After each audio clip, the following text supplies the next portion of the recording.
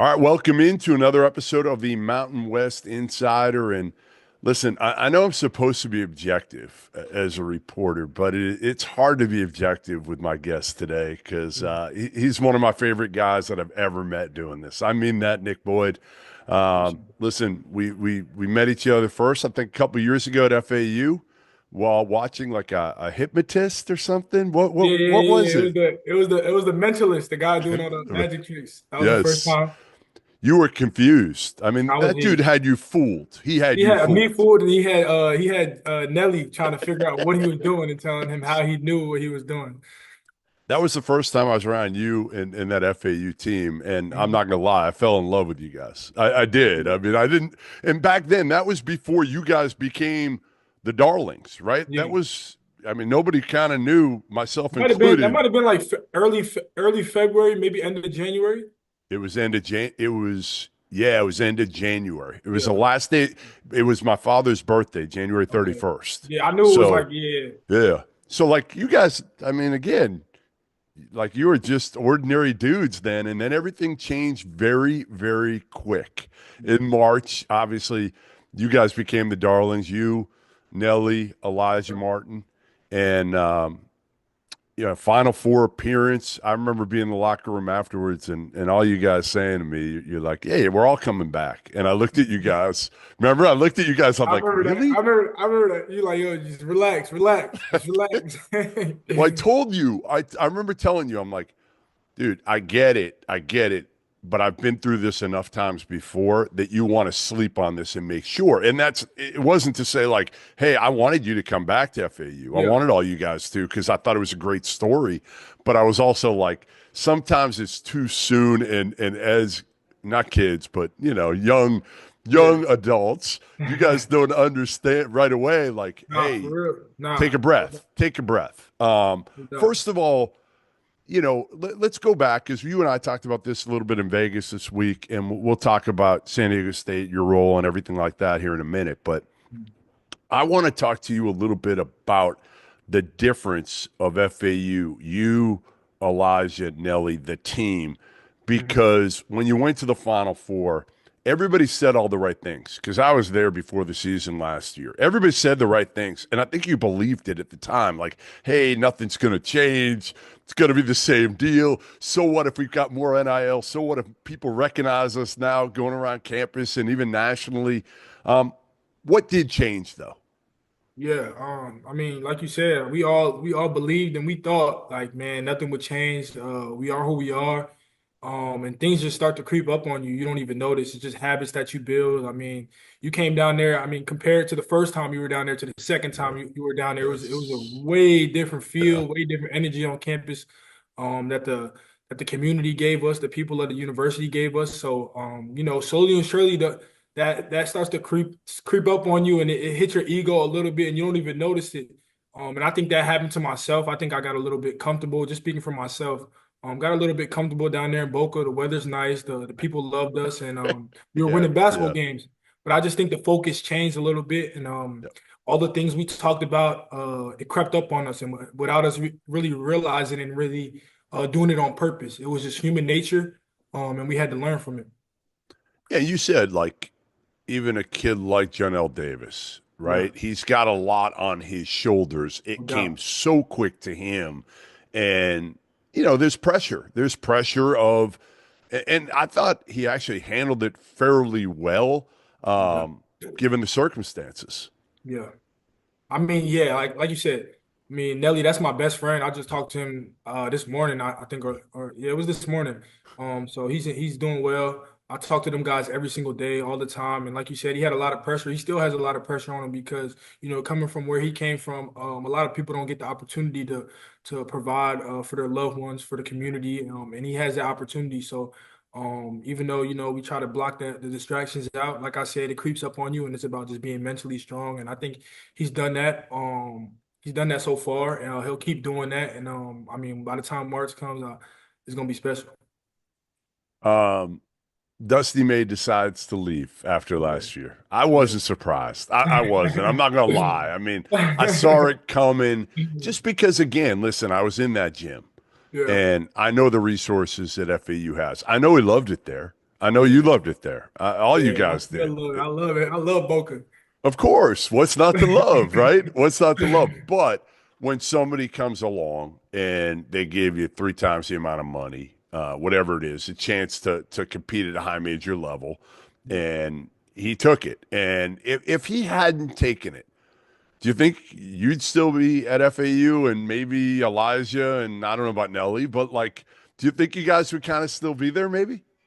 I think so. Yeah, Truth be told, yeah, Coach May was the head of the snake there. He held it down there, and our love for Coach was just, through the roof. I mean, we do anything for him, and he do anything for us. So, um, man, when Coach May left, it hit home. I mean, I remember us being in the locker room and guys were crying. I'm like, dang, like this for real. Like we was yeah, all yeah, crying, everybody getting yeah.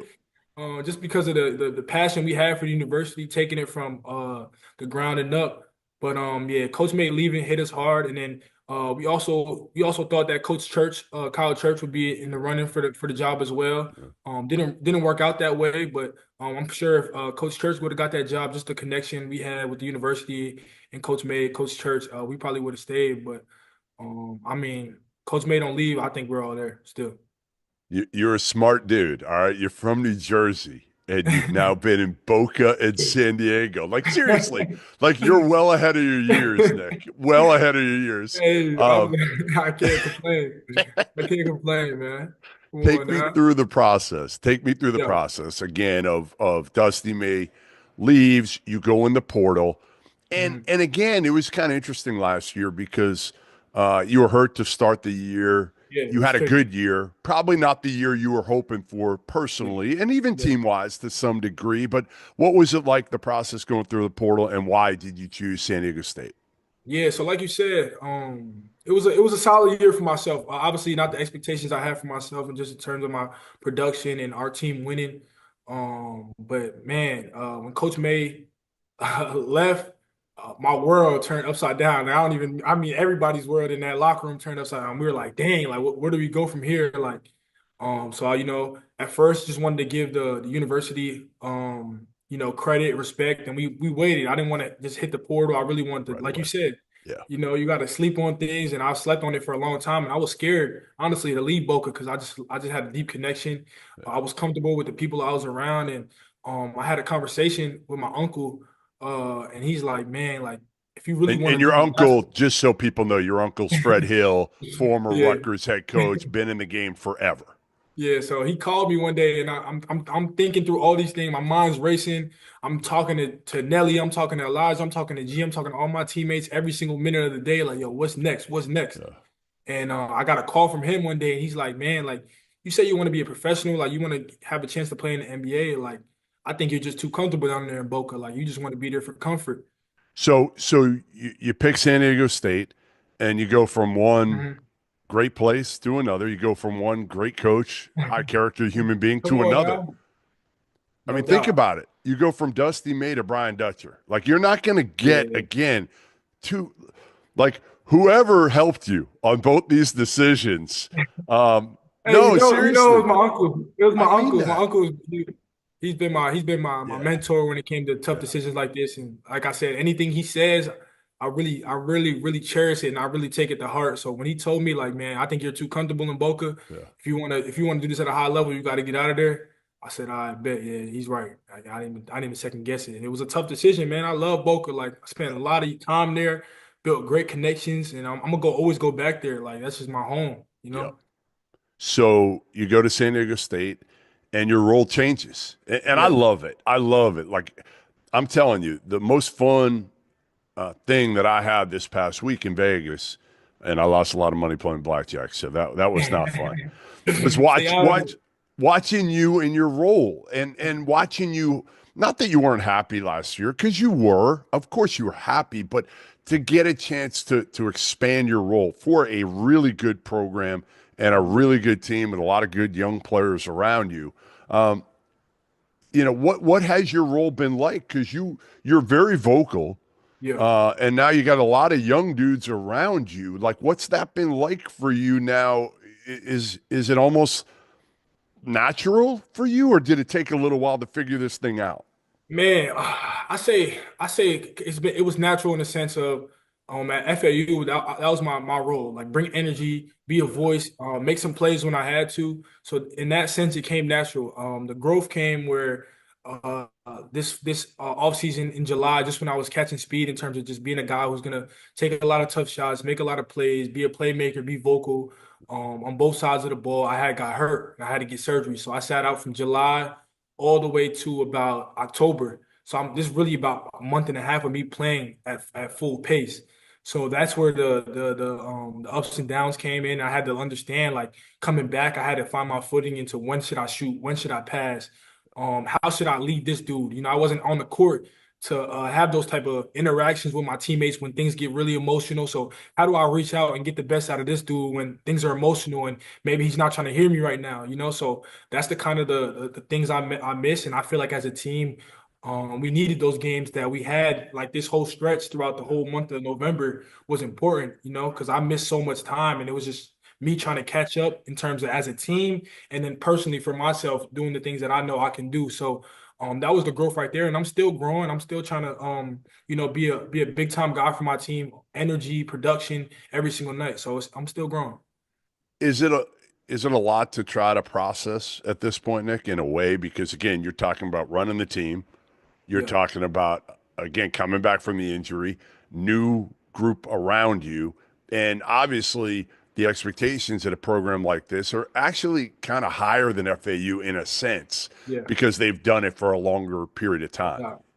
I mean, man, I just go back to the conversations I had with Coach Dutch and the Coach Luster, Coach David Velasquez in the transfer portal, and like their belief like never changed even when I got hurt. Just how much they believed in me, how much they wanted to put the ball in my hands, and then just to see my teammates gravitate towards me, like it's like, yo, like you really are this guy, and they remind me that every single day. And I mean, when you got people like that, I mean, you're talking about Coach Brian Dutcher, a high level dude who's been in the business for, I mean, who knows? Forever. I can't Forever. even count. I can't even Yes. count how. Yeah. So for to have his belief every single day, even when I'm on a scooter roaming around campus and throughout the gym, and to have him tell me like, Nick, this your team when you get back. This you're gonna be the point guard. Was encouraging, and just to keep having his belief through the ups and downs keeps me going and gives me that confidence because that's what it comes down to. All right. Toughest question I'm going to ask you right now. Better place to live, and you have to choose one, Boca or San Diego? Oh man, don't do this. Don't do this. I gotta. All right, so let me break it down a little bit. Yep. San Diego. When I came here, I'm like, wow, like this is crazy. Like to go from here to Boca is amazing. I mean, just the thing I love about San Diego, it gets a little bit chillier, but you got the beach, you got the mountains, you got nature, like you got everything in one pool, Like Boca, just the beach, just the palm trees, just the heat, just the swimming pool. Where like here you could do a lot of things, which is for myself as I'm getting older, I'm starting to notice like how beautiful nature is and but Yep. since I got hurt in July, I wasn't really able to do much. And once I Yeah. got back, it was time to go with basketball. So right now I gotta stay home. I gotta stay home with Boca. All right. All right. I'm still learning the I'm ropes here in choosing San San Diego. Diego. I got to tell Okay. you, I'm choosing as you get older, you'll Okay. learn like here's the beautiful thing about San Diego is like you have the same weather all year. It's not too hot, not too Yeah, cold. you're right. You're right. Boca, man, it gets Yeah, it hot. gets hot. It gets hot. It gets hot. So I'm going San Diego. See, All right. I think when I get older, Yeah. I'll like that a little bit better. But Appreciate it. I love that. I love the nature here. That's the one thing I say is like beats Boca by, Yeah. I mean It's everything awesome. like the just to like leave the house and see like the mountains and the Yeah. trees and you still have palm trees here. Like it's like the movie when you think about California. So that was my first time out here too. So You also got to give me some recommendations.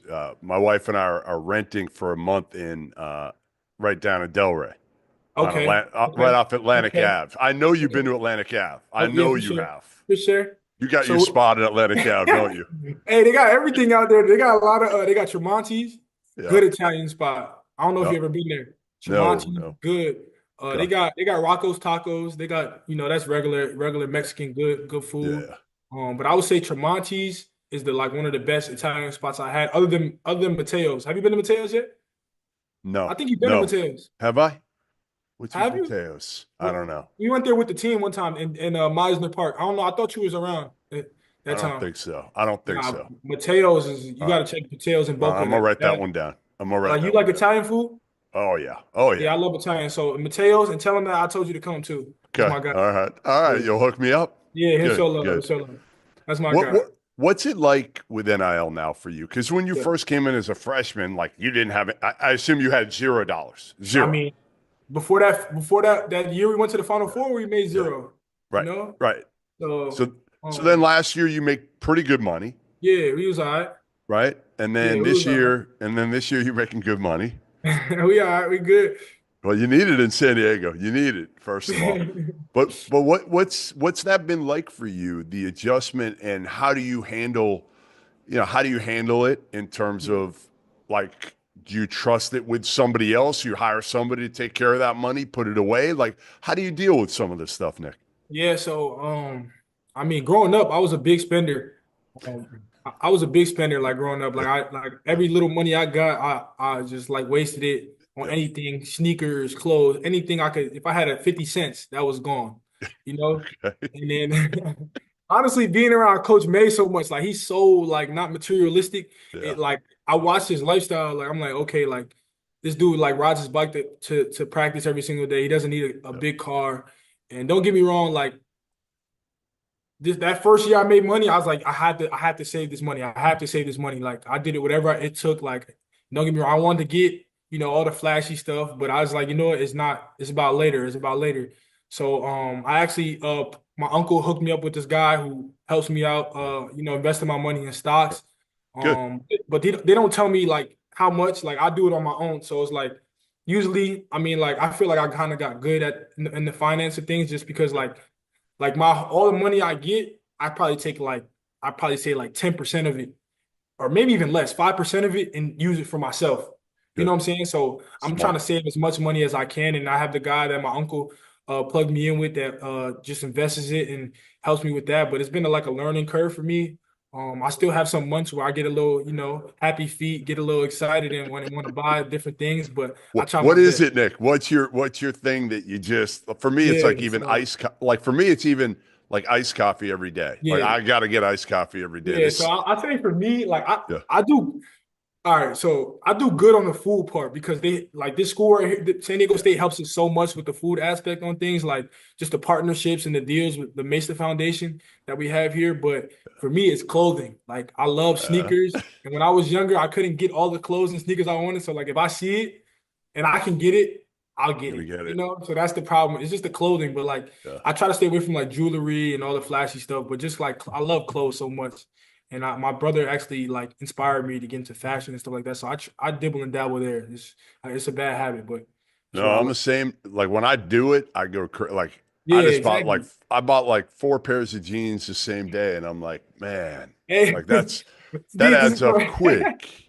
And then I exactly. hear, Everybody. hey, then I hear Rob Doster today. I'm having a conversation with him, and he says to me, he's like, "Yeah, I buy jeans at Costco. They're like $20." I'm like, "Who buys jeans Yeah, at Costco?"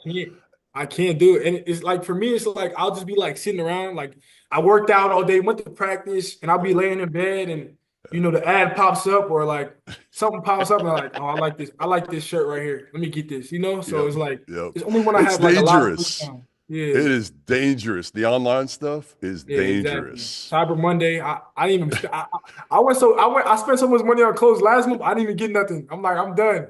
This is Good it. boy. Good boy. That's smart. That's smart. All right. So I'm out in Vegas and I watch you guys play three games. You go 2-1 there. Yeah. Um, the last one was huge Yes, against sir. Houston. Listen, Houston's known for their toughness, right?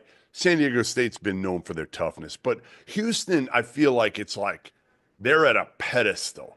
How we Yeah. talk about them and Yeah. their bigs, everything, the guards, you name it. Yeah. To come out of Vegas with two wins in the Players Era tournament, and with the win over a Houston team that's going to be there at the end, we know that in the Big 12. What did that mean for this team? Man, it means a lot. I mean, it proved a lot for us. A lot of people didn't really think we be what we are right now, in the preseason. And I think we didn't even believe it as much, because we had so many new pieces, a lot of things to shuffle around. We had a lot of injuries. I was out the whole summer. Then Reese Waters has been out since I got back. Once I came back, he left and got hurt.